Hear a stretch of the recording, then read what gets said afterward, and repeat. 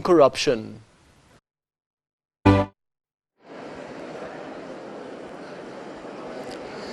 Donc bonsoir, ou plutôt bonjour tout le monde. Je me trouve actuellement à Chaméchek où se tient la 9e édition de la conférence des partis, la conférence des États partis de la Convention de la lutte contre la corruption sous les auspices des Nations Unies. Actuellement, toujours dans cette conférence, j'ai le plaisir d'avoir avec moi Monsieur Emmanuel Olita Ondongo. C'est le président des autorités de contrôle au niveau africain. Vous êtes le bienvenu sur la TV internationale. Merci, je suis là avec vous.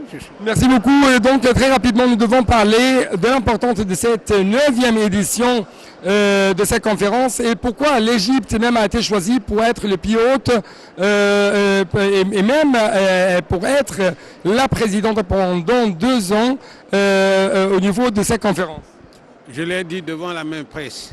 J'ai dit que l'Égypte devenait vraiment comme, il faut même dire, une plateforme.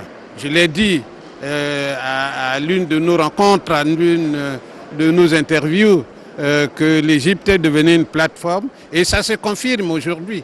Voilà que aujourd'hui, c'est encore l'Égypte qui a été choisie pour abriter cette 9e conférence. Et elle revêt une importance très capitale de par des attentes que tous les Africains sont là au regard de ce que nous sortirons de cette conférence. Voilà. En fait, vous êtes l'un des pères de la stratégie de la lutte contre la corruption au niveau africain. Vous êtes l'un des ingénieurs en ce qui concerne cette stratégie. Donc, comment vous trouvez les principaux axes à travers lesquels les Africains peuvent vraiment éradiquer, lutter contre la corruption, notamment que, comme vous savez, notre continent africain est presque le plus affecté par cette maladie qui s'appelle la corruption. Bien, il faut même le dire que le moment a été bien choisi. D'abord, un travail en synergie vaut la peine dans cette lutte. Et ce que je constate, c'est que tout le monde entier est présent à Sharm el-Sheikh, là où nous retrouvons.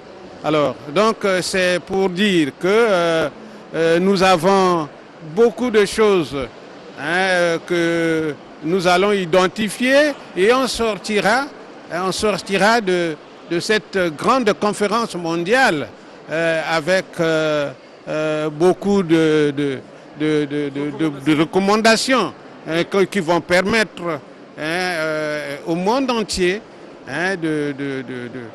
d'apporter vraiment un regard, d'avoir une vision vraiment très avancée sur ce combat que nous attendons. En fait, donc c'est une plateforme, comme c'était déclaré, dans cette conférence, c'est une plateforme pour parler d'une seule voix. Mais encore une fois, quels sont les mécanismes à reprendre, les mécanismes à réviser sur le terrain afin de lutter efficacement contre la corruption?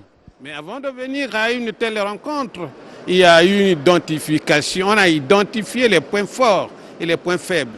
Et je crois que c'est sur les points faibles que nous allons plus revoir pour voir ce qu'on peut retenir ou ce qu'on peut rejeter pour faire avancer notre organisme qui va porter beaucoup de fruits au monde entier. Voilà.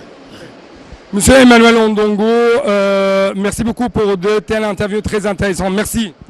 C'est moi qui vous remercie parce que c'est une occasion chaque fois que nous nous retrouvons que vous m'accordez.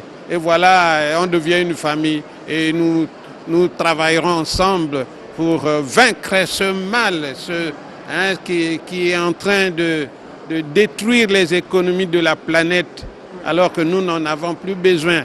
Et nous avons aujourd'hui besoin de l'émergence de la planète, sans exception. Tous les pays de la planète doivent se retrouver, doivent se développer. Et voilà, c'est ça. Merci beaucoup. Merci monsieur. Donc à vous au studio de NATLIV International. Merci notre collègue Hani Farag qui se trouve à Sharm el-Sheikh couvrant la conférence la